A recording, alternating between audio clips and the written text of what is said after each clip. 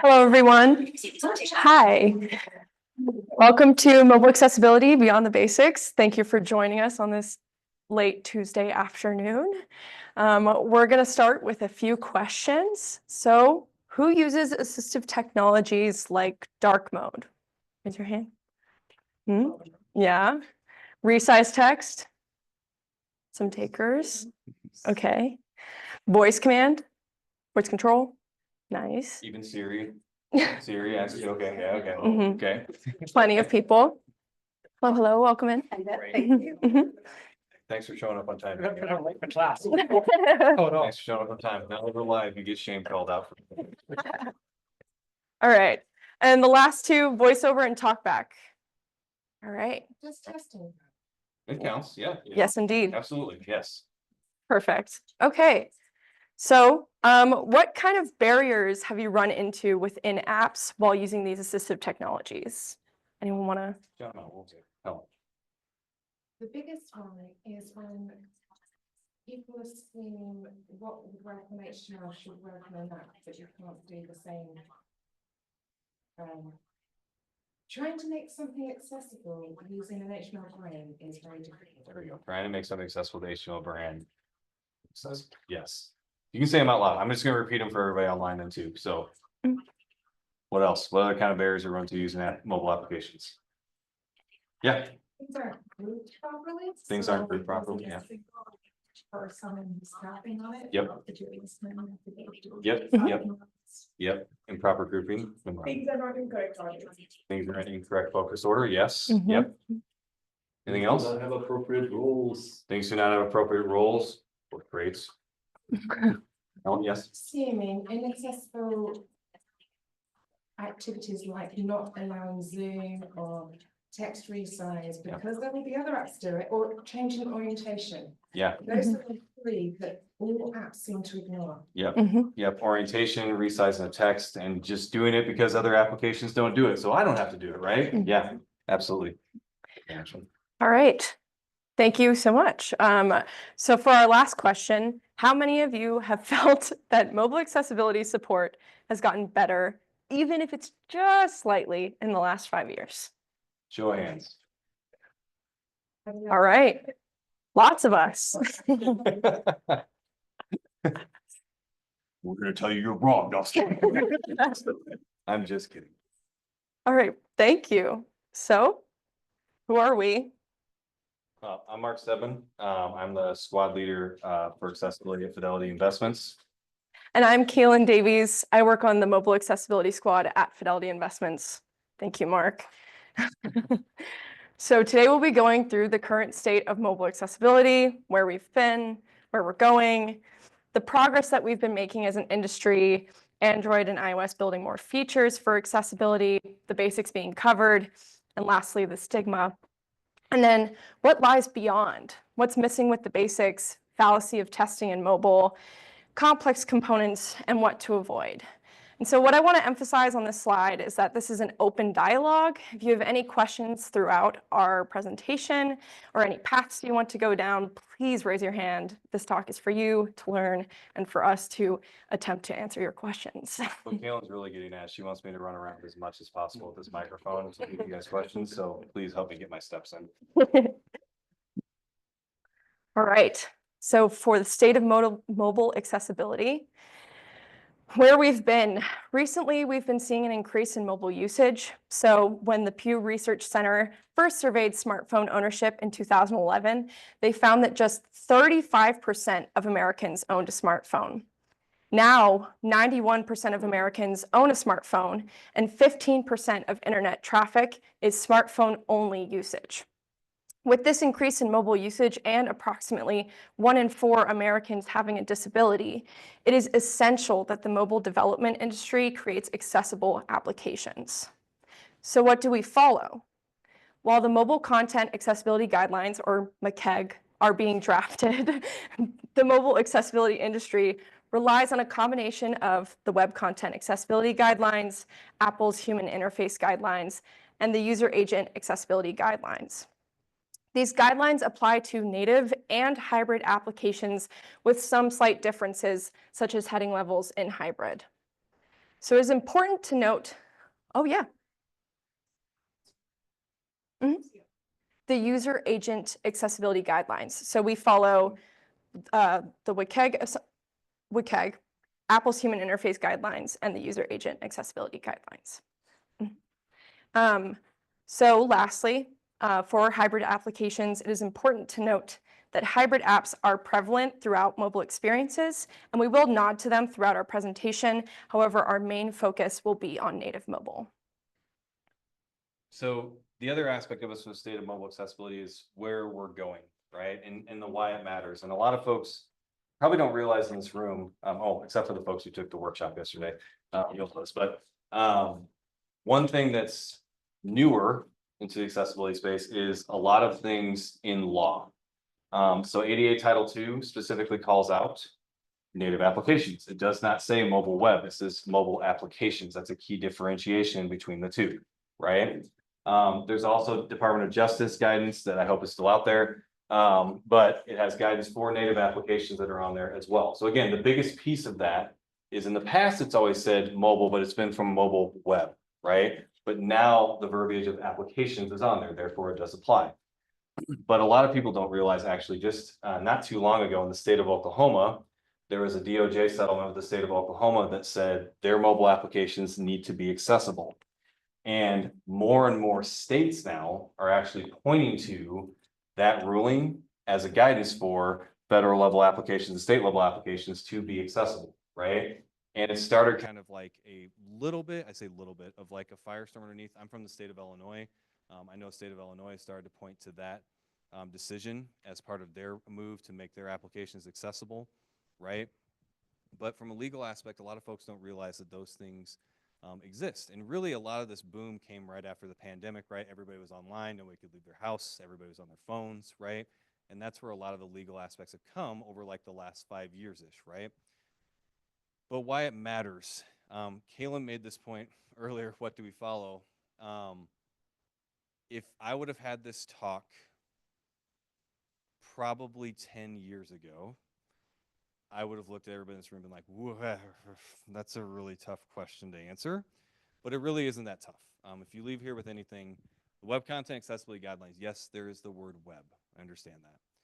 But in principle, those guidelines apply to native mobile applications actually relatively easily. And what's super dope, and I'm actually super excited to say this, I said it yesterday and I'll say it today, the W3C working group that's actually helping to make the mobile guidelines, that's their ultimate goal, just did their first publication that showcases how WCAG applies to mobile applications out there, right? What applies, what doesn't apply. Again, doesn't apply is very little, but it does actually showcase how it applies in a mobile application itself. And so if you're curious, just search the W3C Mobile Task Force group and you'll see the report, you'll see the actual document that they created that has a really, really good outline for how WCAG applies to mobile applications. This is a big deal. Last year at this time when I did this workshop that I did yesterday, I couldn't even say that.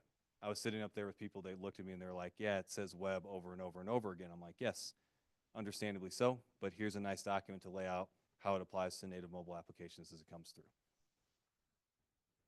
And so with that, let's just talk about the progress, where we're going, what's been happening. So on this slide, we have a pyramid.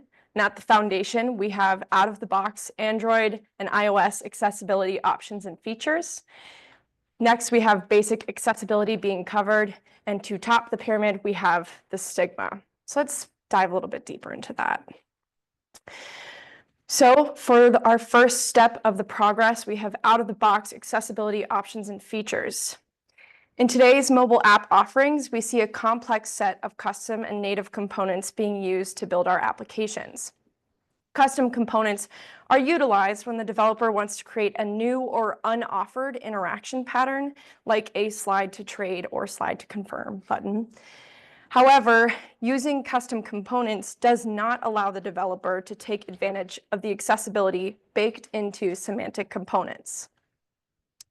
So, like how traits and roles are recognized properly by assistive technologies without the developer having to set them. So if you use a semantic button, an assistive technology will automatically report that back to the user as a button. And lastly, we have other advancements, for example, Swift Charts, which provides out-of-the-box audio graphs, chart descriptions, and chart summaries that help users see data visualization.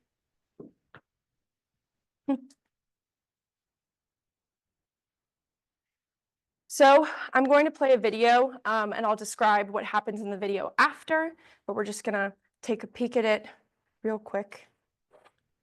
Cut your mic off. Okay. I went through this yesterday. So in this video, we saw a voiceover user navigating through the Merlin application. The application uses native/semantic components, which is why we can see the show scientific names switch button off. It is properly assigned a role of switch button. That is automatic out of the box. This also occurs with the tabs at the bottom, like the life list tab 3 of 4. iOS offers native tab components, so it is being handled properly by VoiceOver. Did not notice which tab was selected, however, and typically it will tell you which tab is selected, it's properly coded. So at the end of I the, didn't hear 4 of 4, so I don't know, that possibly was the one that was selected. yes. For brevity, I did cut off the video. So, so yes, the question was, I didn't hear the selected state at the end. It was selected at the end. We were on the settings tab. I did pause the video Okay. quick. Thank you. Don't worry, we're breaking the whole of the talk. All right. Okay. So some more basic accessibility being covered.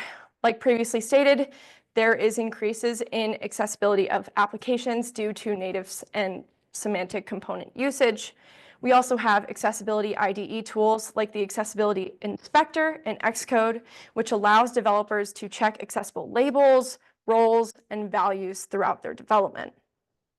And lastly, we have more testing with assistive technologies. So with VoiceOver and TalkBack, we can test for labels, states, roles, or traits. Voice control, we can test for labels, roles, and traits again. And keyboard, we have focus order and navigation. And overall, we can test functionality of the accessible components.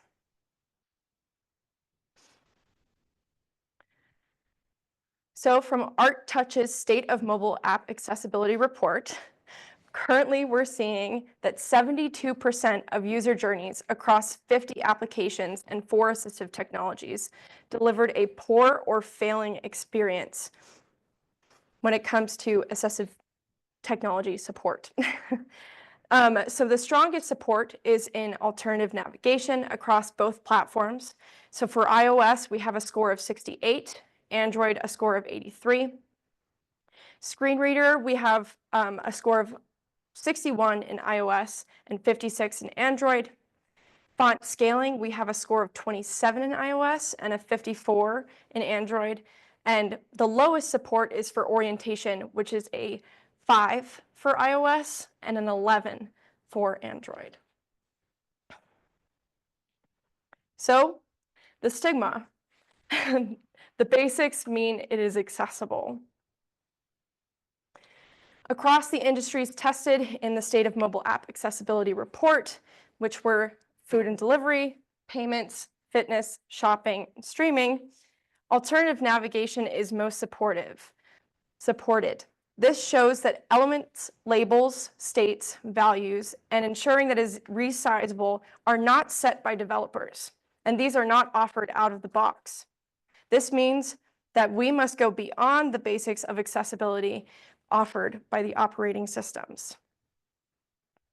Oh, but what lies beyond? If anybody's a Moana 2 around here, yeah, what lies beyond? I wanted to play that audio, but I was like, you know what? Hey, I already did it with the Ariana Grande scale with Burke Gunnarsson, who's in the room, so we'll stay with that. So what does lie beyond? This is when I will share this with everybody. When Kaylin suggested doing this talk, it was kind of like, oh, hell yeah, like, let's do this talk.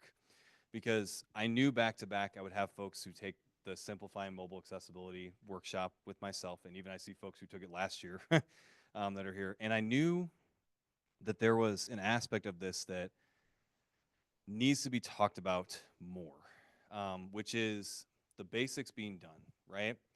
And yes, there are some basics being done. All of you shared in here, hey, you thought accessibility is getting better in mobile applications, right? And the State of Mobile App Accessibility Report, which I was a part of doing in testing, yeah, it showcases that. But really, those basics are like the bare minimum of basics to get us to starting accessibility, right? And so back to the stigma that Kaylin had mentioned. The stigma being that basically accessibility is taken care of by Android and iOS. I want to make sure it's clear. That is not the case, right?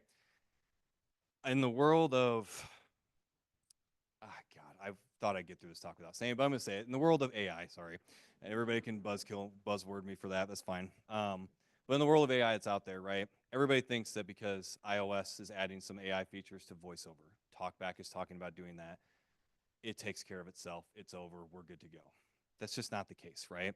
So what is missing, what lies beyond? What's missing with the basics, right? We talked about native components being used, but they're still lacking a lot of key features out of the box that we need to add to them, right? And again, for those of you who were in the workshop yesterday, I said, hey, use automated tools, right? It's a great starting point, but it's not the end point, right? Automation misses a bunch of key features, and trust me, I was a developer 10 years ago who used to be like, I'll get around that automation piece by putting nothing because I want to just make it go away, right? So there's key things with the basics. There's a fallacy of testing out there for both Android and iOS that we miss specific accessibility issues on because we get so focused on one assistive technology. And then there's complex components, which will be the most fun of this entire presentation. Oh, we have a question. Okay, yeah. It is on. Yes. Do I need to hold it closer to the? Okay, that's fine. I get terrified because I don't want to like break their ears online though too. Because I have a booming voice anyways. All right. So let's start with native components because this is probably the most fun. So I'll give some examples as we go through. So action items, right?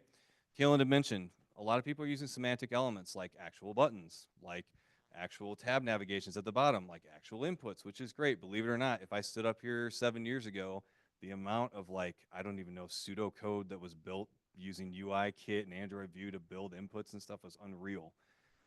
But we're still lacking on a lot of things. For example, action icons. So many people think, oh, if I just put an image on there, Android and iOS, it'll take care of it, right? I'll give you a really funny example. One of the ones I just more recently saw was an unlabeled button, and I was using TalkBack, and TalkBack tried to use possible text, and it was just a profile icon, right? Profile shoulder, and it said circle on top of an oval button. Sick, right? That's going to really work. So we're not giving proper labels for icons. For inputs, we say, oh yeah, we're using native input, it works, it's great. But we forget visible labels, more design specific thing. However, I have an example up here for it. I love Allegiant. Those of you in my talk yesterday, we saw this example, but I love Allegiant, but this is a great example. Am I going to Bloomington or am I going to Orlando Sanford or am I going the other way? Yeah, logical reason says, yeah, that's to from, Mark, duh. But here's the thing. We don't have a physical label on those. So if I'm using a screen reader and I go back right now, guess what it says? Blank input, blank input. And I have no clue what that input's purpose is, right? But if I use semantic elements out of the box, put placeholders in, hey, it's going to sound great, right? But I don't have a physical label to go back to and associate with it. And then error messaging. This is an even better one for inputs for action items. Improperly associating error message to the inputs. So yeah, let's put an error around this and say, yeah, that's the wrong location. But the amount of applications you go through and they'll have proper error messages, but I go to the input and it just says to, from, but they're in error is unreal. Because again, it goes back to the stigma that the assistive technology will take care of that association for you. It's not the case, right? So those are the big ones we see specifically with some of them. But the other ones we see is with buttons and links. Now, I won't die on a hill inside here. If they have the proper roles, traits, iOS specifically traits of a button and a link, that's better than not having them. However, what we try to look for in native applications is that buttons would keep you in an application view to view. And links would take you out of an application or into a web view, right? Consistently from feedback from real users, they like that aspect because it takes less to think about like, hey, a link's going to take me to a web view or out of this application entirely, right? If I use a button, it's just more cognitive load to be like, am I on a web view or am I still in this application? Okay. So it's just an ease of use kind of thing. But I use an example up here that I've got from Uber Eats. I use this one a lot as I go through. If you were in it yesterday, you're going to see some of these examples are going to be the same ones I use, but for different purposes. In this case here, though, as it goes through my Uber Eats app, you'll hear all the semantics from it. So you hear button as I go through, and mind you, I skip around a little bit. But there's a couple of items on the next screen after I tap through that take me completely outside the application if I were to tap them, like to my browser, that have links. And it's really nice and easy to use from that perspective. So I'll let this play here.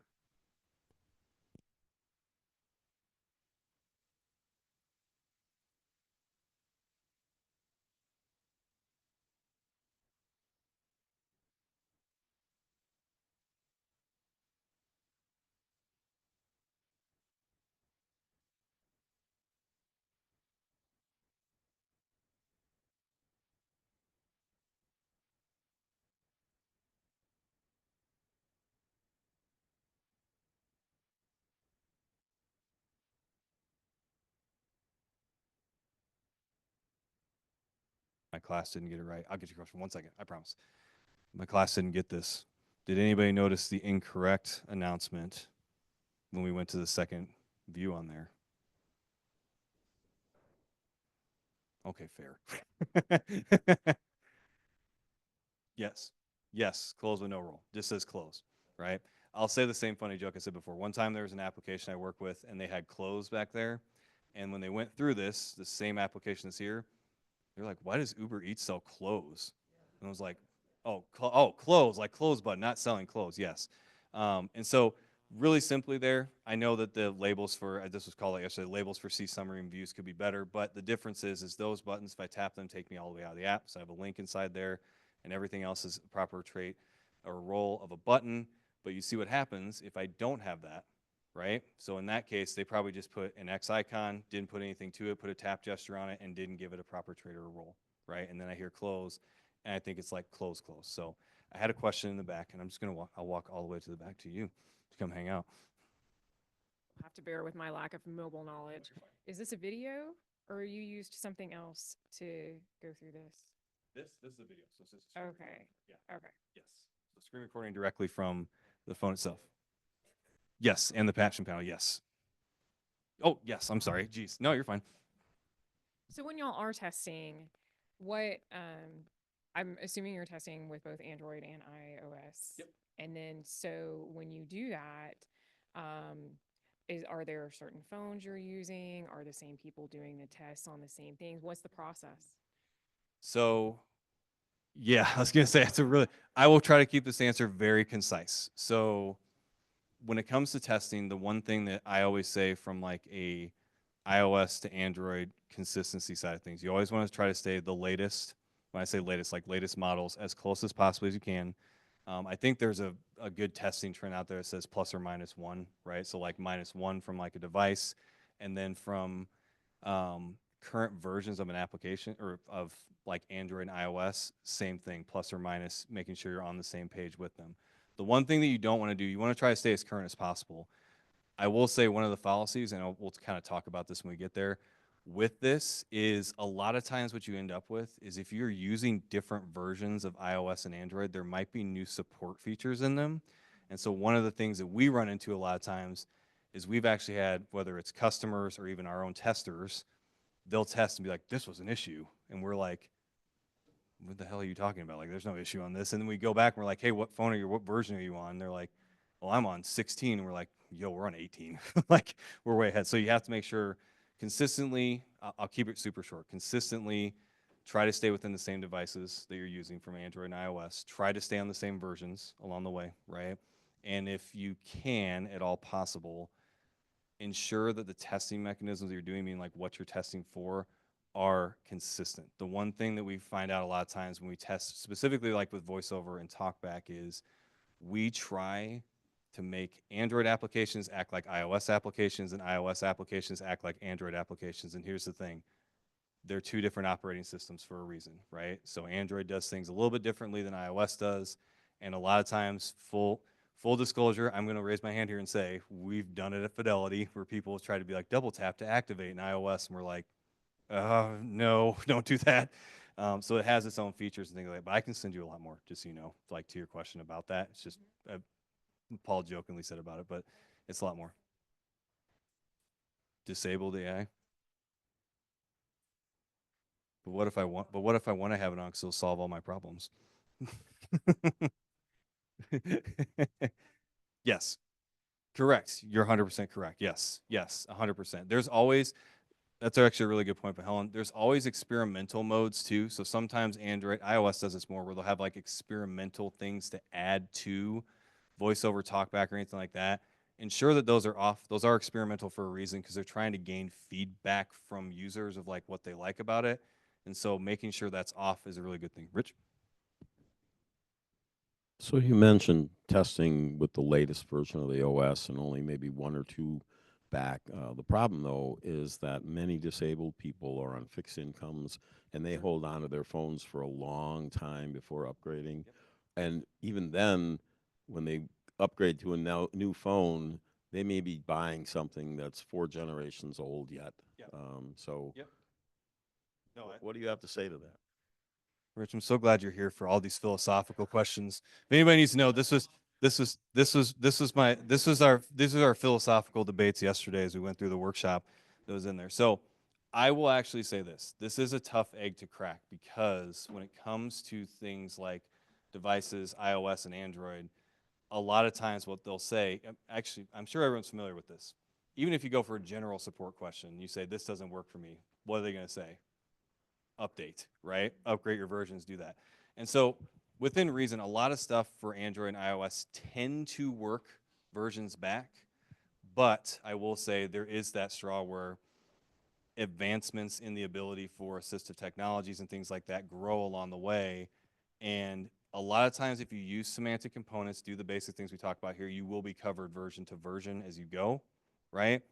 But there's always that, what you just said, there's always going to be that gap of we can't tell people, hey, go buy a new phone, right? We have to make it as accessible as we can, but also try not to make features that are specific to a version of Android or iOS because it gets difficult then really quick, right? Really good questions. Look at that. I even got my steps in for that. Love it. This was brought up before, and what the hell? There we go. Okay. I feel like this is a really good one. Someone had mentioned grouping. I think it was you in the back, right? Okay, grouping. Beautiful. So I use this example because this is a lovely example that just says grouping.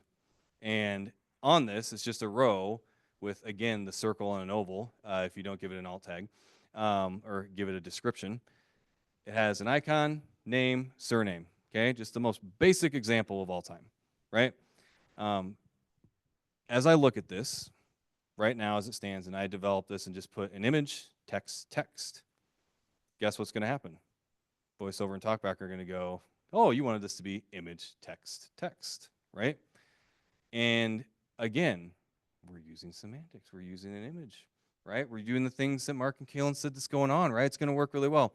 Well, this is a very basic example. We'll talk about kind of one here with like multi-card actions. But again, incorrect grouping causes more cognitive load for users to go through and say, okay, what the hell is the point of this thing? Like, why can't this just be one line that just says Mark Stedman instead of Mark's face, Mark Stedman? Like, one whole line, let's make it really easy for us and let's go, right? Incorrect grouping is seen all over the place. All over the place. We'll have a more specific example here coming up. This is one of the big ones out here a lot of times. And really, if you want to make your app way easier to use, logically grouping content, I know everyone's going to say logically grouping. What does that mean? It's arbitrary, right? It is, but logically grouping content together makes it easier for users who use VoiceOver and TalkBack to be able to go through your content and be able to get through it in an ease and fashion that doesn't take as much cognitive load, all right? This one, I had to almost change my mind on like an hour before this presentation. So let me go through it. Navigation. So lovely if you're an iOS developer and you're building an application and you use something that's called a section, so if y'all ever see just like the Merlin application that Kaylin has shown where each of those little headings showed up as headings, that's using a section. That's a native output. If you use section and header to denote it, guess what? For free, you get a heading announcement. So users can jump between large chunks of content for free, right? Android doesn't really have something like this per se. There's some ways to do it within Android View. I think there's some ways to do it with Jetpack Compose, but it's not the cleanest. However, not every application looks like your standard iOS and Android settings, right? So it gets complex. So what we tend to see is devs who just use a text element, bold it, and then say, again, it'll take care of it for me. It means it's emphasized. I should do that. Or even worse, they add an accessibility label to it and say, birds, heading. Awesome. That doesn't work from a assistive technology standpoint, right?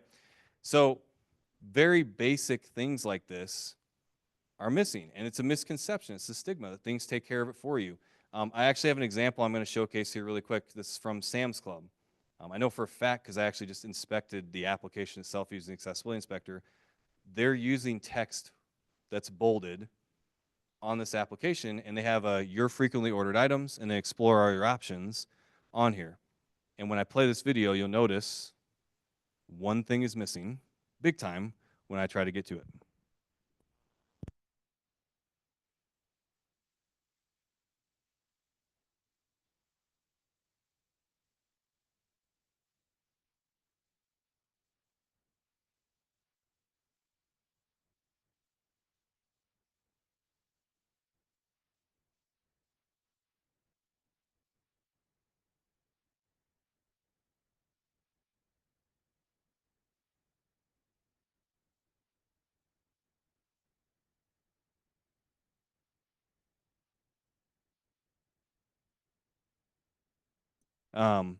So in that, I'm jumping through the application voiceover trying to go to your frequently ordered items and explore options. What I was doing there is using the rotor, which is a way to jump across different parts of the application. In Android, it's called local context menu. You can use 3-finger swipe to get to the navigation. And I swipe up and down, and I can jump content. A misconception is, again, a text object that's bold means that I'm going to go to this, and I can jump between these sections here, right? And by default, I should get that value out of the box. But the truth is, no, it's not. If an iOS developer is using a section with the header in there, yes, you would get that value out of the box. Awesome, great. But again, we're misconstruing what semantic elements are what and give us that value of accessibility out of the box, right?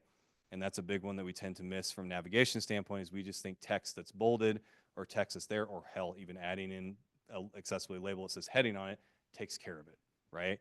And that's a big misconception for it. But I think what'll land more with you all, because again, semantic elements, it's a really awesome thing to use semantic elements because you do get a lot of accessibility baked in for it, right? My Simplifying Mobile Accessibility workshop, I say that a lot. Like, use semantic elements. It does get you baseline accessibility.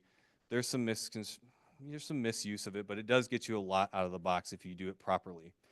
But where the fallacies come in big time is with automation.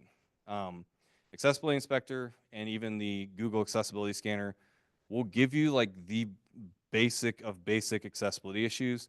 But again, I was a developer once, and I can find tons of ways to make issues go away in 2 seconds, right? So for example, image descriptions, okay?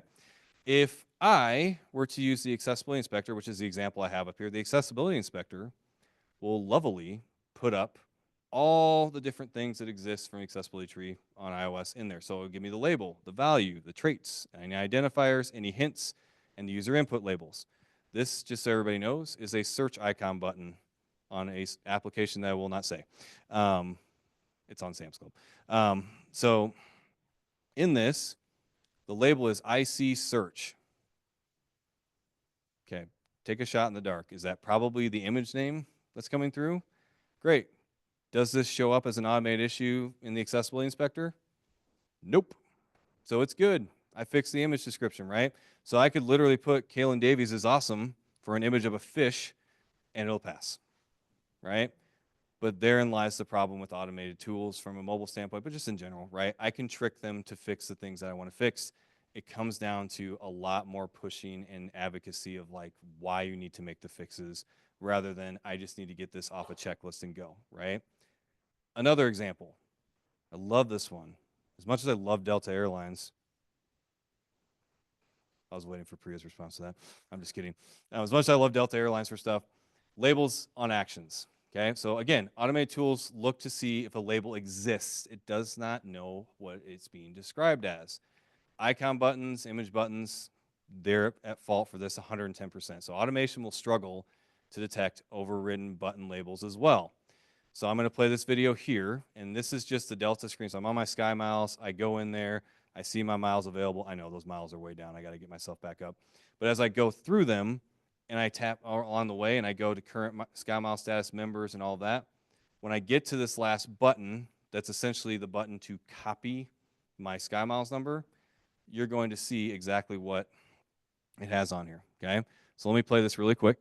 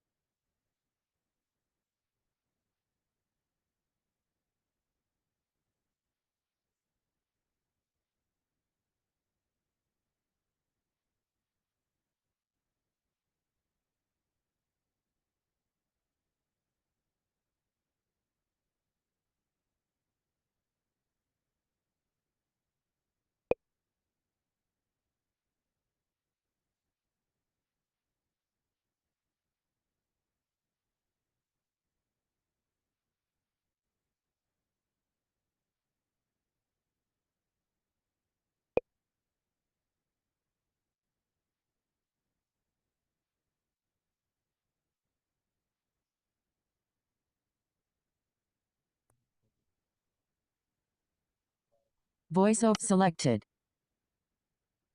I went to the next slide. How about that? All right. Well, will this be really loud for everybody in the room? Hold on. Voiceover selected. Fly Del current status. Number 90 button. Pop-up button. Heading. Double tap to activate the picker. Copy Sky Miles registered number. Button. Heading. Del current status. Number 90 button. Pop-up button. Heading. Double tap to activate the picker. Feel like we're like a DJ. Okay. Did they hear that online that time? Those of you online, did you hear it? Oh, it's on. It's on. Don't worry. Yes. Yeah. Okay. Beautiful. So we'll just have the reverb as we go. Okay. So now that we had like the reverb for it. The example here that when I went to that copy button, it just said a bunch of humble mumble, right? One more time, a lot of people in the back. Guess what? If you use the accessibility inspector or the Google scanner, guess what it's going to say? You're good, right? It has no idea that this is a copy Sky Miles button. It doesn't have the proper way for it. What? Yeah, your audit would say you're good. Yes, yes. Good. Human need inspection. Yes, human inspection would showcase that this is absolute garbage, right? But there's an automated audit function, and then there's like a manual inspector you can do with it. But straight automation, this is just going to show up as you're golden, right? And therein lies one of the big problems with it too. But another one, which I love this one more than anything, man. She's back to complain about my speaking skills again and moaning down there. Hidden content. False positives exist a lot in automated tools that will say hidden content shouldn't be there. And so one example that I've seen is if you have a tray, it's like a tray, okay, you're going to hear me and Kalen say these words interchangeable. So modal, tray, sheet. Essentially, we're just talking about something that pops up and over on there. For goodness sakes, mobile people call this 5,000 different things, and it drives me insane. So in this case, there's a half sheet coming up. What? Yeah, snap bar. There you go. Yeah, let's just add another one to the mix, right? So in this case, the example I have on here is just a little half sheet that comes up from the bottom, half sheet, tray, modal, whatever you want to call it, from the bottom. The background gets grayed out, right? And my focus now would be within this tray that says go online, snooze availability, go online, stay offline, right? If I were to run an accessibility inspector on this, and I think the Google scanner doesn't deal with this anymore, which is good.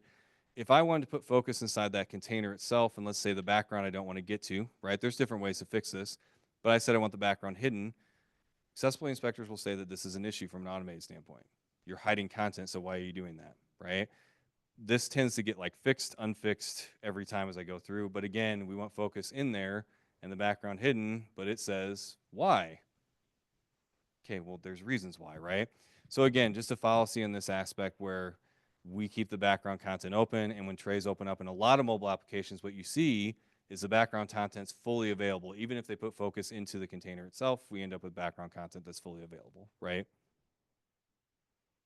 And the last one, dynamic text fallacy. This is great. So I'm a Star Wars fan, so instead of a new hope, I just put a false hope. A false hope is given to developers when, if you use dynamic type, iOS specifically, scalable text within Android, and a developer puts something together and they say, hey, I'm using SP or using dynamic type, I'm good, woo, all right? A lot of automated tools will call out, hey, you're not using these features and it's not supported. And a ton of applications do this where they say, hey, I ran the accessibility audit, it looks good, let's go. So I wanted to use this Merlin app again because Kalen showed how awesome it was using semantic elements. This is that same application. So I have the Explore Birds page, which I don't really know how many are likely to be near me today because that's getting cut off. And then the Snow Goose, which shows up as goose on here, is also in a native container. But again, it doesn't help from a texting standpoint to say, hey, this has been resized properly. It doesn't. Now, this is somewhat of a design and a development specific issue. However, if you look at this right here, this is using semantic elements out of the box. Everything would cover and check and say this is good to go. It's using dynamic type, scalable pixels. We're good. But it isn't. Things are still cut off on the screen. I can't get to that. And so that's some of the false hope that we get with automation is we tend to have developers say, yes, things are accessible. I'm good. Let's get it out the door, right?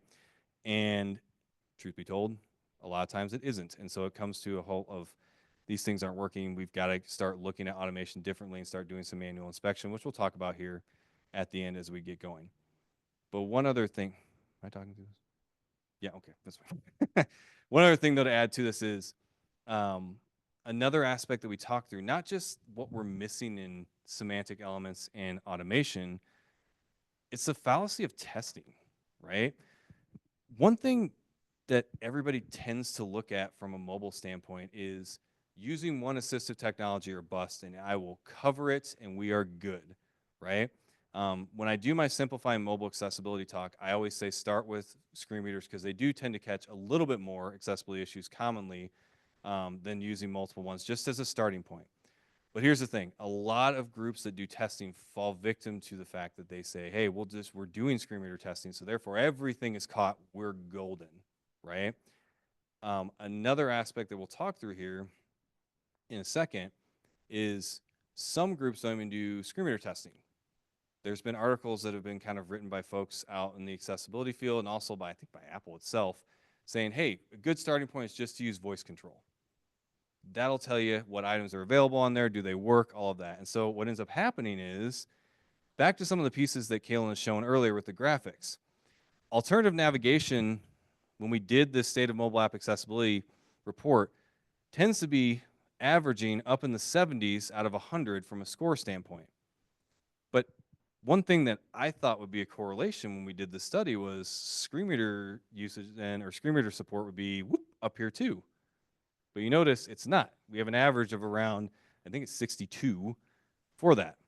And if we look at the apps with like including clear labels, name, role, value by industry, if I go straight down the line, food and delivery was at 23%, actually had proper labels, roles, and values. Payments was 14%. Fitness was 12%. Shopping was 8%. Ooh. Streaming was 51%. So an average of 22% properly included clear labels, roles, values. So 412 from WCAG. And I say that because I have been a part, I've learned this mistake. I've been a part of groups that actually say, hey, I'm a developer. I don't really have access to a device that'll let me do voiceover and talkback testing. So what's something else I could do? So in your mind right away, you go, okay, start with like voice control, right? Start something simple. I don't need you to learn screen reader. Start with voice control, do the actions, show up and go. And this is a really good example that I want to talk through as I get to, my goodness gracious, there we go, geez, on the screen. So on the left, this is a Blue Sky application for those who don't know. It's lovely, use it. Blue Sky itself, social media app, just like a Twitter rip or whatever the hell it is now. And on the screen, I have voice control up. So when I say voice control, if I'm using an iOS phone and I have voice control on, I can say something like show numbers. And show numbers will showcase all the actionable elements that are on the screen itself. So you notice on here, first item is a menu in the top, 1, the logo in the middle is 2, next one is 3, vice versa, all the way down, right? And so if I said tap 1, it would open my settings menu, right? It's super cool from that aspect. And a lot of companies test with one assistive technology like this and say, hey, this is good to go. We're rocking, right? So now, if I take that same principle and I use one assistive technology to test, and I go to my next video example, which again will reverb across the earth inside this room, I'm going to turn VoiceOver on and test this exact same application. And I'm going to talk through the things when we get done, and you'll probably notice them as I go. And actually, you know what? I'll just quiz y'all. It's late in the afternoon. We'll keep you guys awake. I'll quiz y'all, see if y'all notice the differences between the two. All right? But again, one assistive technology is not going to cover it from that perspective. So, everybody get ready. Get ready. VoiceOver on, Blue Sky, browse topic Celtics versus, open drawer menu, button, button. View your feeds and explore more, link, following. Discover. Popular with friends, vertical scroll bar, home, button, search, chat, button, notifications, profile, button, profile, button, profile, button. New post. Oh, how'd I get there? Oh, yes. So when I was navigating through that, on the left, where the Blue Sky logo is, you notice that's an actionable item with voice control, right? If I hit tap 2, guess what's going to happen? It's going to work. But when I had VoiceOver on, screen reader on, what did that read as? Button. Okay, so what the hell does that do, right? On the screen with voice control on, you notice all these stopping points along the way. And if I get down here to the bottom, you see all the numbers in the middle of the screen. So like 11 where the posts are, 12, 13. I was navigating, swiping right down and through. Guess what it did? Skipped all of it entirely. No, not at all. Not even close. And so it jumps around. And so Paul just said this out here. I actually had to put my finger on the screen to get to this to prove a point that I can't even get to the post button, right? So again, using one assistive technology, it gets really funky really quick. And so just covering from all different accessibility issues, using multiple and different combinations of assistive technologies helps ensure your applications are accessible as possible. But a lot of people fall into the trap of just using one and then saying, we're golden, we're good, right? I can actually give the reverse scenario of this too. Just doing VoiceOver on the way, if I have somebody who did that Blue Sky logo at the top, I use VoiceOver and that said Blue Sky button, I use voice control, turn it on, and that number 2 doesn't exist. Take a guess at what they did. They added button to the label and it doesn't show up and it's not actionable, right? So there's an inverse of both sides of it that you can do, and that's why we always suggest using multiple assistive technologies to check for accessibility issues in there. All right? Now we get to do the fun part. So everybody, do we need to do jumping jacks in the room? Y'all been quiet. I don't know. Oh man. If you only pick one, I pick VoiceOver. Yes. Not voice control for sure. Yes, 100%. And that's voice control. I always say it like this. If you start with screen readers, so like TalkBack and VoiceOver, a really good starting, like I say sanity check, but like a check to see, like, just in case you miss something along the way, is something like voice control, voice actors to kind of see those different things. Because sometimes, right, we can use our covers. Kayla and I have been fooled. So one time we went through and we're like, hey, this announces a button, great.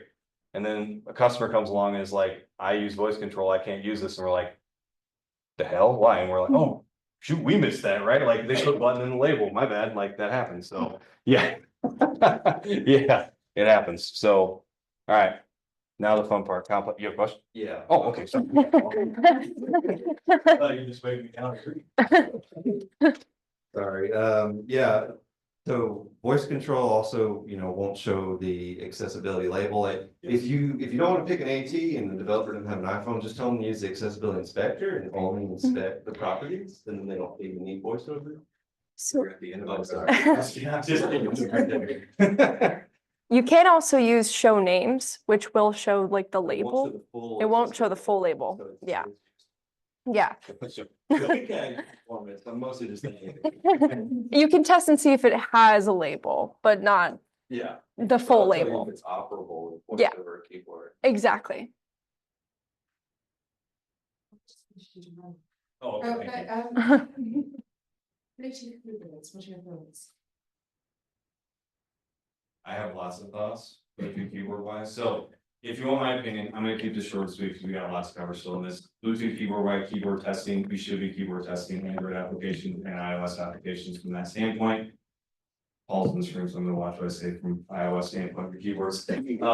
But at a minimum, if you're doing keyboard testing for Android, both with TalkBack on and off, because it has more keyboard support, that's a good starting point. I would say Android has more keyboard support, like for it in general, but from an iOS perspective, we still should be doing keyboard testing from like with voiceover on. You can do it with voiceover off. I just have bad experience of like it being fickle with Bluetooth keyboards and all that, but at least with voiceover on doing it. These days, in the last couple of years, it went from 0 to lots. Yeah. You don't have to use an Apple keyboard anymore. You do not, no, you do not have to use an Apple keyboard for iOS anymore. You can Yeah. use whatever you want, But well, if you- within reason for you. just- Sorry, it's just, that was true a few years ago. Yeah. All right. Back over to Kayla, complex components, let's go. All right, so these components are from our own stance, what we've seen consistently being used that are complex, and they may seem basic, but consistently they have caused difficulties for assistive technology users. So let's start off with something least complex, which is lists. So what's complex about lists in Android?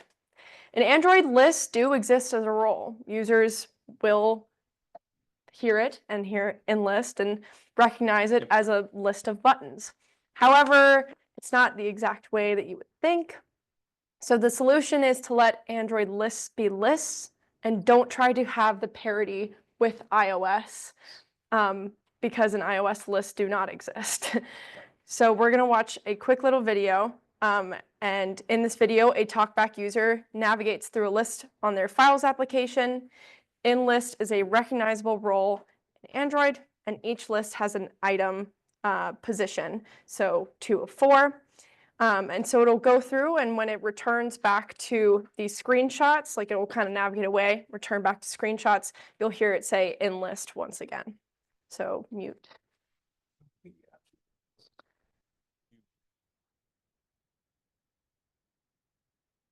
1 of 4, enlist 4 items. Ascending, button, camera, folder, July 1st, 2024, 3:04 p.m., 1 item, 2 of 4. Screen recordings, folder, August 15th, 2024, 2:36 p.m., 20 items, 3 of 4. Double tap to activate, double tap, recents, button, out of list. Screenshots, folder, August 22nd, 2024, 4:15 p.m., 162 items, 4 of 4 in list, 4 items, window DZIM.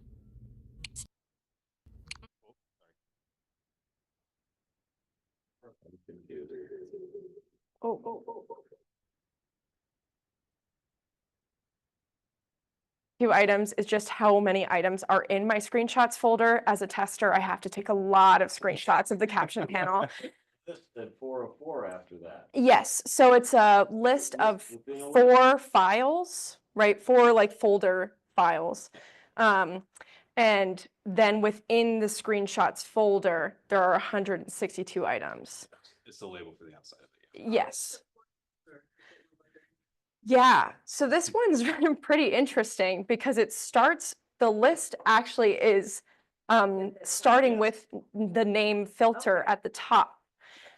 And we come full circle. This is where we say Android and Apple do a lot of stuff where they say, do as I say, not as I do. Mhm. So this ends up in a scenario where you have a list and the list starts above. So I'm sure they use a list component to put this in here. And they said, yeah, let's just add this in here and style it and make it that way. And they go, yeah, but is that really part of that list? Like visibly, right? So lists get funky, and just adding to Kalen's point here with lists. What we end up with is, yes, there's support, there's a component you can use from lists from an Android side of things, but here's the thing. What we end up with is in iOS, if you have the same settings menu, people will try to emulate that in iOS. And they put in physically in the label list item 1 of 4. If you want to put in the hint. too. Yes, exactly. If you want to drive voiceover users mad, emulate Android in 2 seconds, and I will quote somebody who said this to me before. I'm not an Android user, damn it. Don't give me that on the way, right? So sorry, go ahead, Kim. Oh, no, that was Oh, that was it. Okay. perfectly said. Thank you, Mark. Yep. Right. Oh, okay. Yes. All right. So as a Midwesterner, I had to put Culver's into this because why not? I say least complex, this kind of borders on complex, not complex, but again, we're going beyond the basics here. So we talked about grouping earlier, right? And multi-action cards are things that consist of multiple actions in a singular component. So what I have on the screen here is something directly from DoorDash, again, Culver's all day. And on it, the whole thing will get highlighted with an image of the burger itself, the name, the location, what's the delivery fee, all of that. But within this Same component is a lovely heart, right? Right here. So DoorDash meant well. They grouped it properly. You get all the announcement, but do you all think you can get to that heart? No, you cannot, right?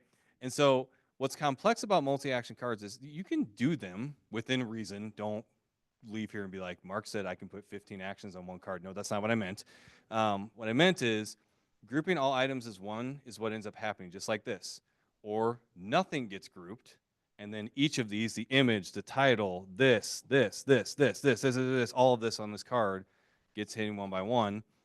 And on top of that, you miss the actual action. So what's the roll and trait for this too? Along the way, right? So there is a little bit of an easier way to do this. Now I have an example that I love to use over and over again. That's just a basic example. It's out in the wild. So the solution to this is ensuring each action has the ability to be tapped and has the ability to get accessibility focus along the way, right? So we're talking voice control, we're talking assistive technologies like TalkBack and VoiceOver.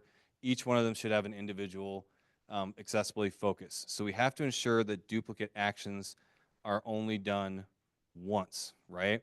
So when I say duplicate actions, if this that we have on the screen, which is a Jet News application, which is just one row with text in the middle and a title, how long it is to read, and on the left hand, or the right, geez, I can't left and right, geez. Right-hand side is a close button, right? If this action was the exact same, first off, I go back to design and be like, why do we have 2 things doing the same action twice? Number 1. But number 2 is, I wouldn't need 2 separate accessibility focus points. That action just can be once, and I could get rid of it and go. But in this case, there's 2 separate actions. Focus goes to the whole thing. I can tap it and it reads the article, or I can go to the X and close it out. Now, this is a super simplistic example. I'm not trying to get like overly complicated with this, but we have to make sure that we properly label the actions within them too.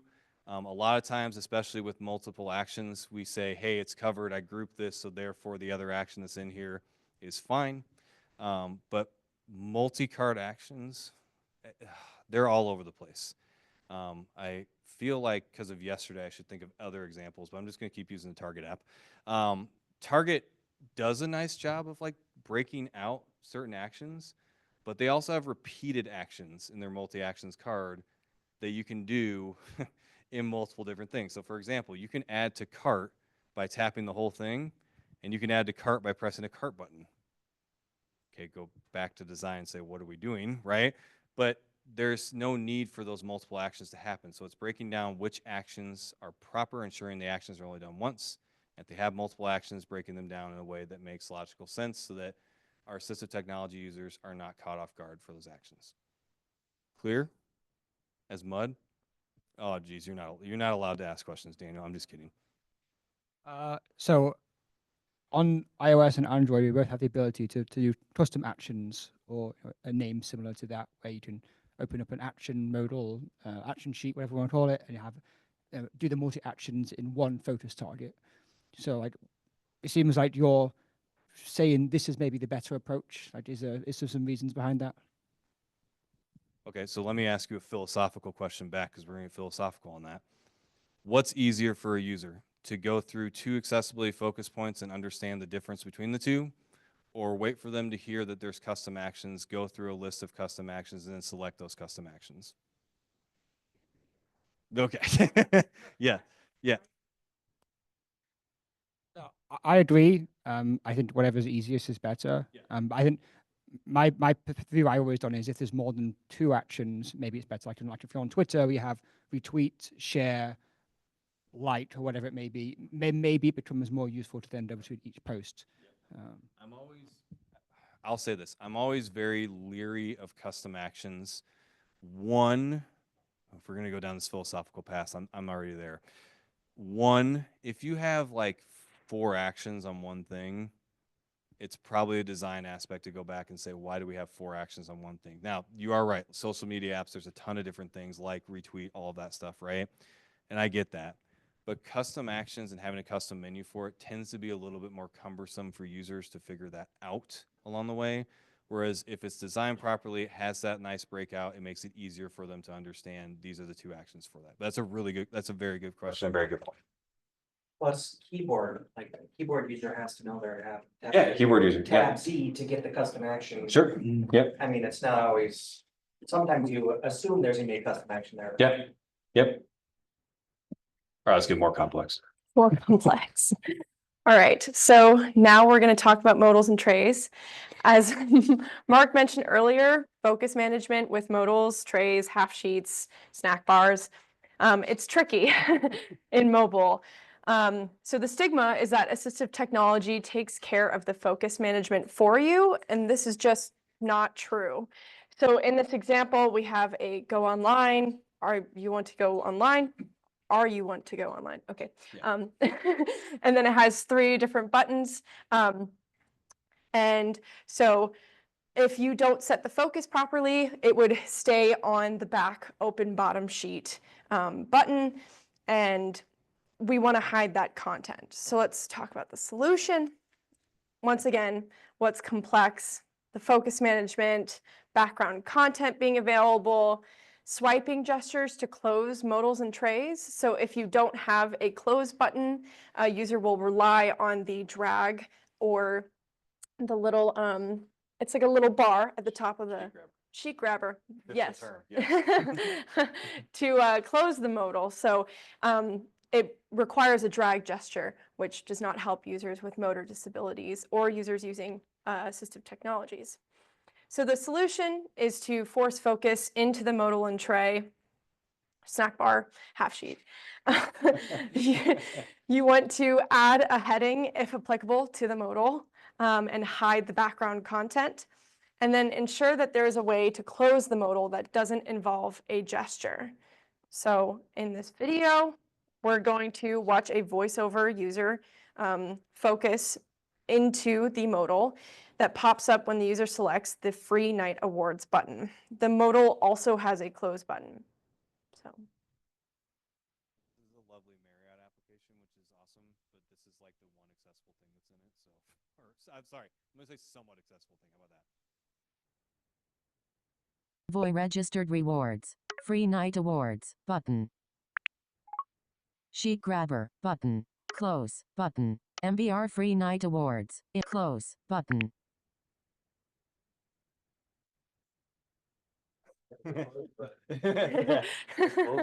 Sheet grabber.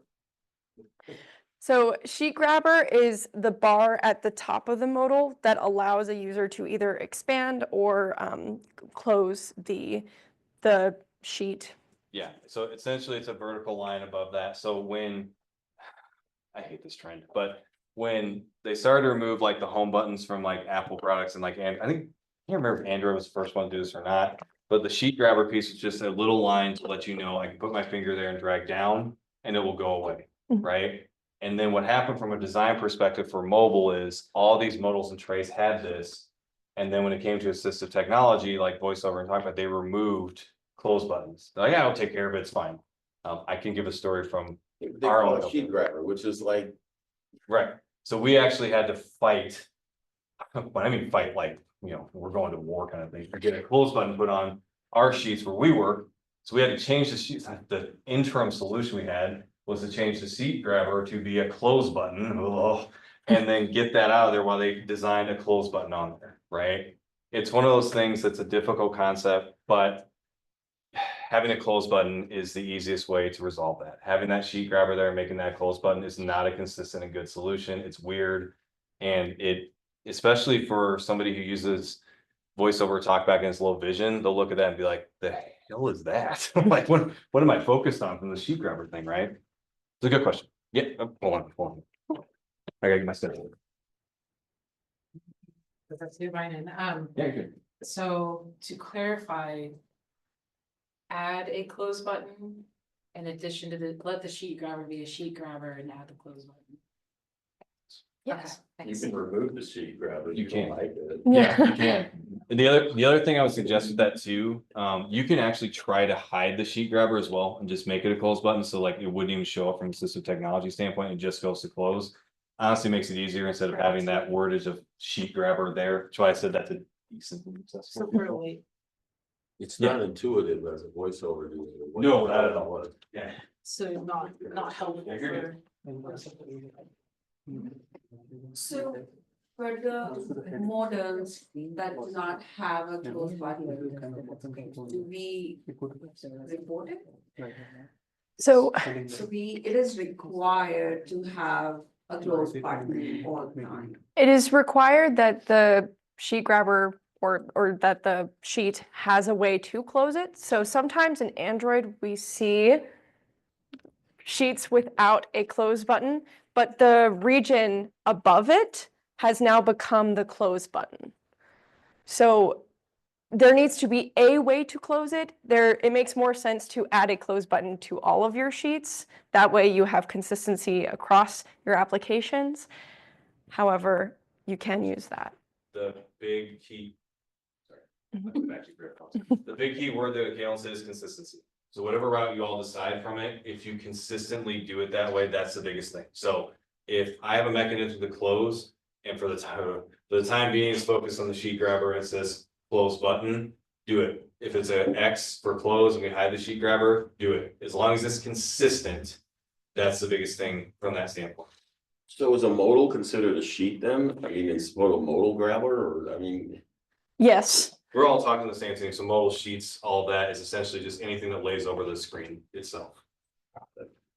So have you seen a scenario where there is a no close button and the sheet grabber button can actually, they have implemented it as a close button, but it can, you can expand the screen, you can, drag it up or down either ways, and it's really not closing it. So Yes. what do we do in those scenarios? The company that you and I work for did that exact same thing. So that's actually, if Kayla, you remember this, Mhm. we actually had to do that for the sheets we had because they would show half. And then if you tapped it, it would actually show the whole sheet up. And so we're like, at first we're like, oh, a workaround's gonna be, we'll make the sheet a close button, we're good. And then all of a sudden people are like, hey, we have the sheets that expand up when you tap them, we're like, well, what the hell? That's gonna say close button, it's gonna open farther, and people are gonna be like, what the hell? So that's where we came in for, it needs a close button for that, Mhm. right? And it goes back to consistency. If the group that you're working with doesn't have sheets that pull up and it just does that, you can get away with it, but that's why I'm very hard on you need the close button there, because for consistency side of things, you're not dealing with the sheet grabber, you're not dealing with that, and there's a mechanism to close. Okay. Yeah. Okay. Good. Two questions regarding getting way into the weeds with this. One is, if you remove the sheet grabber, isn't it's expected behavior, most apps have them now, right? So is that gonna affect users? Not necessarily, I mean, I don't know, But is it gonna affect users because they're thinking, oh, I should have a sheet grabber there? And then I just forgot my second question, but I have one. It's So- fine, no, that question's really good because you go back to like expected behavior pieces, right? Right, So when we talk about like adding a, I hate saying this solution, but I'll say it, as an example, if we use the sheet grabber and make it into like a close button or we hit it entirely, right? That's not to say a user who doesn't use assistive technology can't still use it, right? But even if a user that's low vision that uses voice over talkback sees that, and they're like, hey, I want to be able to pull that up, right? There's still gestures enough you can do to pull those up and do them, right? This is more just making it easy for everyone to know there's a singular close button. It doesn't change the functionality of that sheet grabber, but it makes it easier to know this is how I close it. right, That but makes sense. it still acts the same. with the Yes, same yeah, steps. yeah, Okay, yeah. Interesting. I thought I saw another hand go up, maybe not. I'm just imagining hands going up, okay? I can always figure out now if I walked. No. It's not far. All right. All right, tables. All right, everybody's, now we got a little bit rowdy in here, so let's get more rowdy. How many of y'all think tables have actual semantics in native applications? Raise your hand. Well, it's gonna get me on a technicality here. So, yes, in iOS, there is a table element you can use, but it doesn't work as like your standard table. It's more like a layout. You can correct me if I'm wrong. It works on iPad and so. Okay, beautiful. And Okay, it there we go. doesn't work completely. Yeah. Mm. Also, you did say hybrid was included. Yeah, that's true. Hybrid is included. To a point, if you're using a hybrid application and you're building something based on like Angular, Vue, React, not React Native, but React, and you use something like Ionic or Cordova to do that, yes, from a hybrid application standpoint, you're using semantic HTML, and a table and announcement will happen that way. If we're talking strictly native applications, Android and iOS, tables get tricky really quick. Actually, Paul in the room on his Swift UI GitHub repo, I think I was one open issue to that as we were talking through it about how do we announce a table in iOS as we go through, right? It's complex. By default, there's not this like beautiful association like if you use a table element in web, right? Where you get the row, the column, and all of that announcing, right? What you end up with is something that looks like a table, but you won't hear an association by default. So when I say that, I'm going to play this video as we go through, and Kaylin, remind me, what application is this? Yeah, this is the fitness application. There we go. Okay. The fitness application as we go through. So I'm going to play this as we go through and know that we're going through the splits, so split times of someone going through like laps themselves. So let me just play this real quick. Split. Show more splits. Button. Time. Pace. Heart rate. 1. 14. 59. 14 feet 59. 152 BPM. 2. 14. 29. 14 feet 29. 166 BPM. Okay, anybody understand that? Oop. As much as I love to hear myself talk. Anybody understand that? So the whole row of this like table component itself is highlighted as one row. So the first thing we heard is the time, the pace, the heart rate, and then after that we heard the first number, which is 1, the time, the pace, the heart rate, all grouped as one item. And so what's tricky with tables when we get into them is, for Pete's sake, no, don't do it again. What's tricky with tables is the cell and row and column header announcement is difficult, right? If we went through a table in HTML, we're going to hear row 1, column 1, and then the data with that in between, right? Well, as you saw there, if I do nothing, one, I might group it incorrectly, but as I go through one by one, it was just going to say split, time, time, time. How do I know what row and column I'm in when I get there, right? So an example is what you have to do is actually make the label say the row and column header or just the column header, depending on what kind of table you have. So for example, if I had a table with, on the left, a name and then a payment type at the top, I could say name, mark, payment type, card. Okay, simple enough. I'll showcase an example here because I've got people looking at me like, wait, what are you talking about, right? I will make this statement in this room. I've had this philosophical debate with a lot of people, including Burkir Gunderson in this room, of should you include the word row or column in there? I'll tell y'all right now, from user feedback, it's like 50-50. Should you include it and make it just like web? Some folks say yes, some folks say no. My opinion is, as long as there's that association, whether the word row columns there or not, that association is the biggest thing, right? So if you get that association announcement in there, it makes total sense for users. So in this case, the example that's good that I'm going to showcase is going to be, I'll get to you, Rich, I promise, is going to be lovely Carolina Hurricanes and the Washington Capitals betting score. Oh my, that's just for you, Burke, here in the room, Carolina Hurricane fans. But we're going to go through the betting odds table that's on here. And the betting odds table is just a table that just has the team. I think it has the under, over, all this stuff. I'm not a bettor, so I don't know what the hell half this means. But it does have nice table association. You'll hear it here as we go through.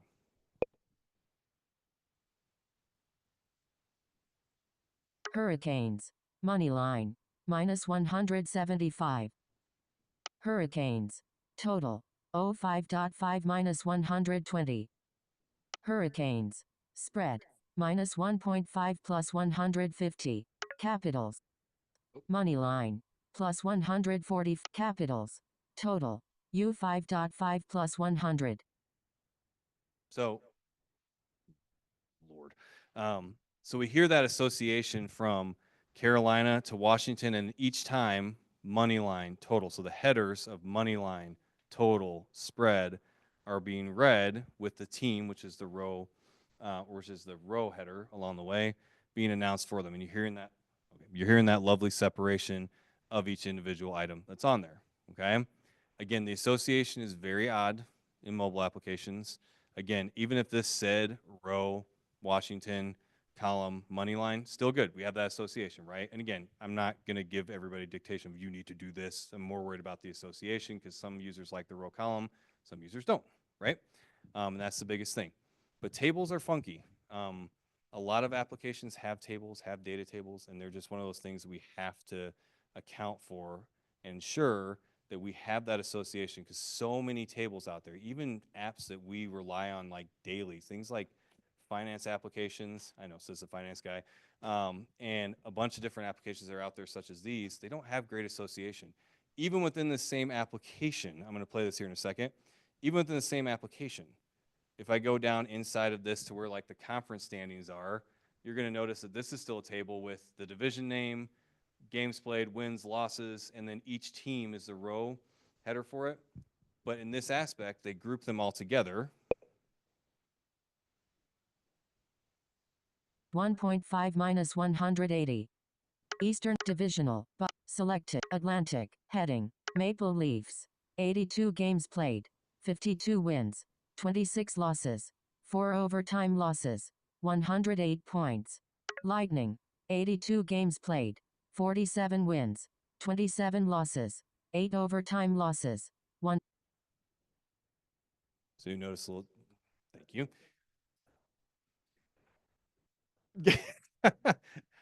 You know, where was this from? Is this from, what app is this? Do you remember which one you said? The sports application, I went through Apple Sports. Yeah. Yes, Yeah, so I they tested probably- like a bajillion. Yeah, you know Apple, dude, they just probably voodooed some stuff together. It's like, ooh, check this out. But in that case, like each individual row is reading all the data. Mhm. Think about this from a user perspective. Do you think they can get to each individual thing one by one if they wanted to? They could if they decouple it, but they can't get to each individual item that's in there. So, you know, good, bad with it. And tables are just funky from that perspective. So, Rich, I know you had a question, so I don't want to leave you hanging on that. Do you still have your question? Yes, I mean, It's philosophical. a little bit, but I mean, have you known me not to?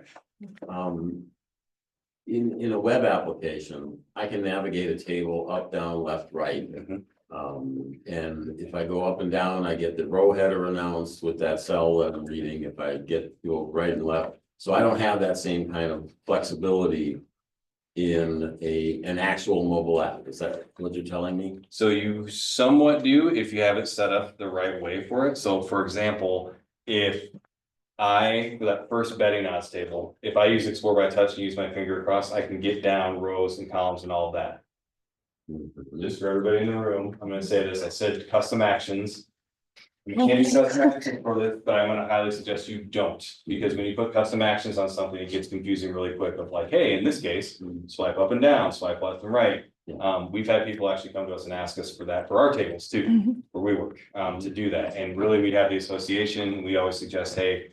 You have that association, use Explore by Touch, and you can go through the same way, similar to it, as long as that association's there. But there really isn't an easy way to use like hotkeys to get through a table in mobile applications, like you would for a desktop. Yeah, so if I use the rotor and select tables, go to the table. You know, double tap then, and then I can navigate by up, click up, click down, Yeah. click left, click right. Yeah. I can't do that with a table in a. Yep. Okay. Yep. Right, that explains my banking application. Who is it? I'm saying. Don't say it. All right. All right. Oh, Priya, Don't have to say sorry, this is great to have questions. So, for tables, we said it's gonna be the label name first and the value, right? Or it can go value first and label name next. Or So doesn't matter. we want to have the row and the header. We probably will go with the row first and then header. So row name, like Carolina, and then value 175. Yeah, yeah. It's just header value. Yes. Simple table, header value, all the way across, and it's complex row, header value. Okay, Yeah. that's the recommendation. Yeah. Okay. Good question. Can I add a point to this? Yeah, go ahead. Okay, one thing about adding the word row and column to each cell within a table is that with voice control, the user will not be able to say, select like 175. They'll have to say row, row, row. Yeah. Each one will be labeled as row. So if you say show labels, the first thing that shows up is row. Mhm. And it's just gonna say row, row, row, row, row, row, row, row, row, row, row, row, row, over and over again. Exactly. Something to consider. So now we're going to go into charts, which are the bane of all accessibility advocates. In mobile applications, there are ways to make them quote unquote accessible. However, it doesn't make them fully accessible. Like I said earlier, Swift Charts has some capabilities out of the box that allow the user to consume data in different ways. So I'm going to play this video. We're going to start off, a non-voiceover user will navigate through the chart on the Stocks application. They can see each specific data point on the chart by dragging their finger. Once voiceover is turned on, the user can swipe through increments on the chart, but they cannot access all of the data points. The voiceover user can hear an audio graph and chart details, which are offered through Swift Charts. And then lastly, the video will show how voice control users can use the long press whichever number on the chart they want command to look at increments on the chart. But I would say that there is not enough time to read the information with the long press command. So this is a longer video. We'll try and trim it as I go. But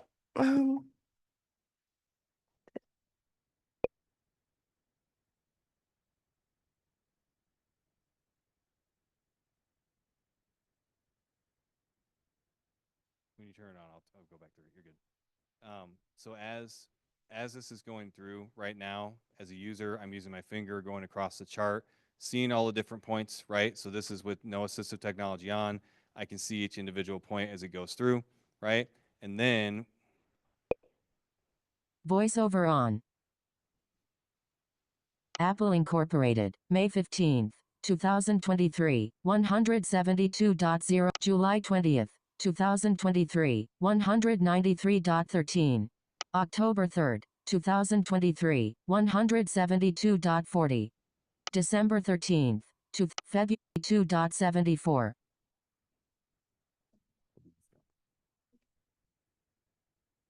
Chart details. Audio graph, heading. Play audio graph. Summary, heading. Features, heading. There is an overall increasing trend. The data follow a periodic trend. The data show a strong minimum, October 27th, 2023, 168.22. Maximum, December 23rd, 2024, We're going to the audio graph.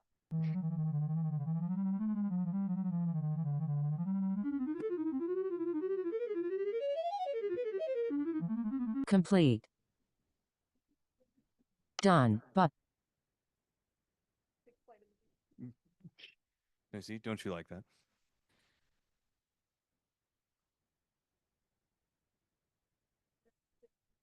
Voice control. You're good. Just leave it like that. So I use. I'll get you. I'll get you. You're good. Go. Turn your mic on. Okay. So at the end of the video, I'm using voice control. I say tap 11. It doesn't do anything. So I say long press 13. The value pops up, but it doesn't persist long enough for me to consume the information. So our chart solution. This is a demo application. So we made an alternative, which is a table. It is not included in this video, but there is a table alternative. We also recommend using patterns. This video includes just an interactable chart. But if you have more than one line, we recommend using patterns within the line, which is also offered out of the box through Swift Charts. We also want to ensure that there are proper labels on the X and Y axes. And if actionable, we want to allow the user to access information within the chart. And we want to allow for another method to access the chart, which in this video, we have a left and right button that the user can step through the exact data points that a non-voiceover or assistive technology user can step through. So.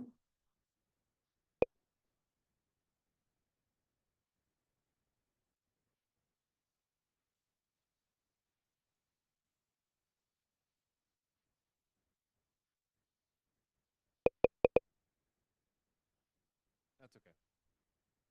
Guess what? We'll get descriptive. So yes, I'm swiping through, seeing each increment. I don't think I turned voiceover on for this demo video because I believe I talked through this last time. But each data point is displayed below the chart, and then as the user goes through, they can use a left and right, and that persists the data point on the chart. I would just like to take a point to say that this was Kaylin Davies' intern project, and this is why we hired her. Make this out for us. This prototype. All right. Thank you. Woohoo. Okay. You're good. All right. I love this. This is my favorite slide. So this slide is called Just Don't Components. Okay. Literally leave this and just don't do these things. And there are really only three big things. Do not have slide 2 complete a task for the love of all that's good. Those of you that are in my workshop, you saw the slide to pay for PayPal used to be there, but even like Amazon, some other apps have like slide to complete a task. Now, if you would get me on, hey, they're actually using like an out of the box slider component where you can actually use VoiceOver TalkBack, swipe up and it'll go through, great. Every application doesn't do that. They build their own custom one. It looks all funky and they say, yay, look at how cool this is. You can swipe to it. Have a button and have an interstitial or modal pop up and say, are you sure? Be nice. Like, what are we doing? Okay. Slide 2 is like the bane of me and Kaylin's existence for mobile in our company because we had it for a long time and it's just don't do it. Another one is drag and drop. Yes, I say drag and drop because in mobile applications, yeah, if we're dragging, doing a bunch of stuff, why are we still doing drag and drops for things? There's even an application out there where you drag an item to your cart to add it to cart instead of adding a button to press add to cart. Why? Like, what are we doing? It's 2025. Like, and then when I say that, everyone's like, yeah, cool futuristic stuff, drag to cart. Like, no, that's not what I mean. So drag and drops. And the last one, which we have a video of too, is accessibility detection. Do not do this. Do not, in code, look to see if someone has VoiceOver and TalkBack on and change the experience. This example right here is an example of both the slide 2 and voiceover detection at the exact same time. So in this video that I'll play here in a second, I think, correct me if I'm wrong. You describe it, you don't. This was for my Wi-Fi bill, actually. So initially in the video, I went to record to say, hey, look, swipe to pay is bad. Let's not do swipe to pay. And as I turn on voiceover, it turns to a click to pay button. So this shows that accessibility detection is being used. So.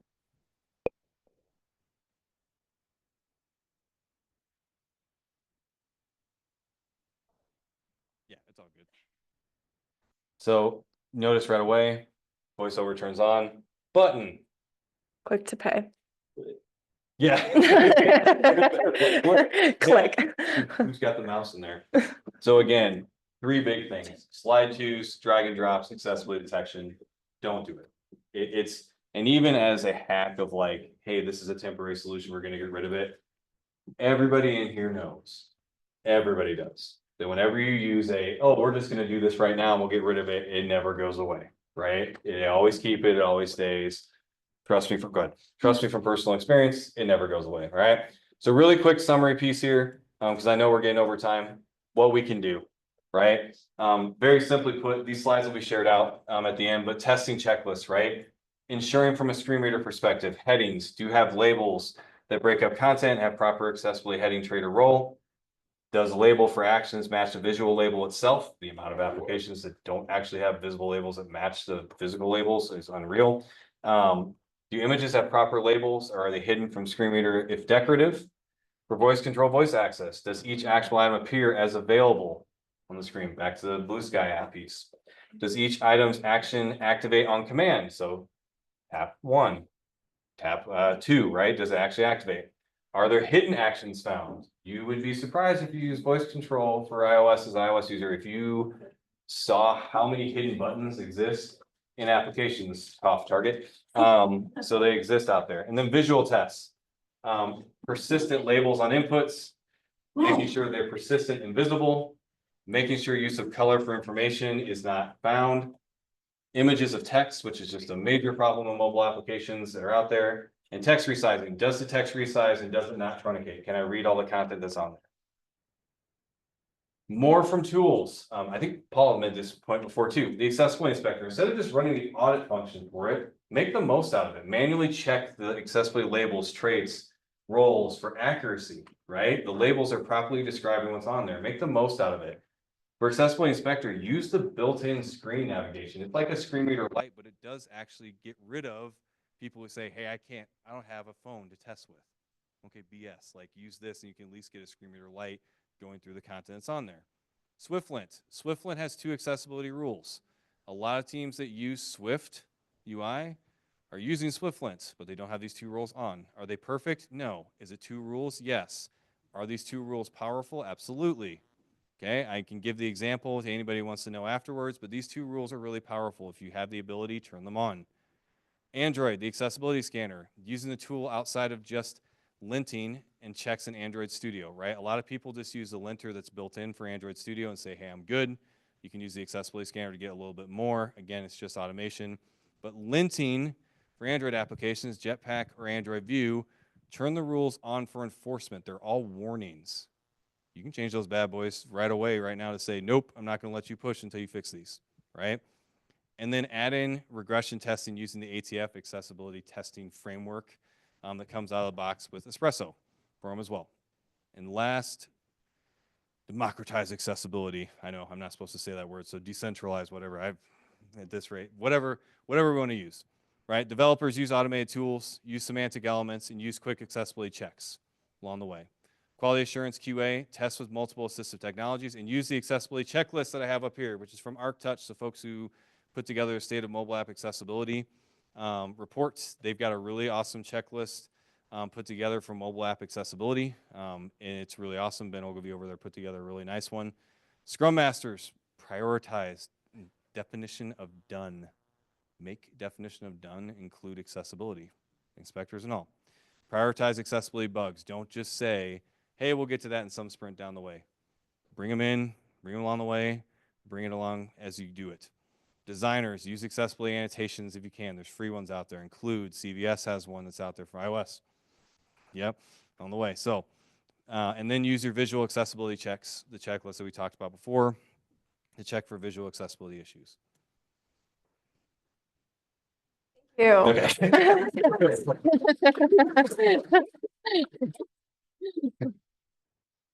All right.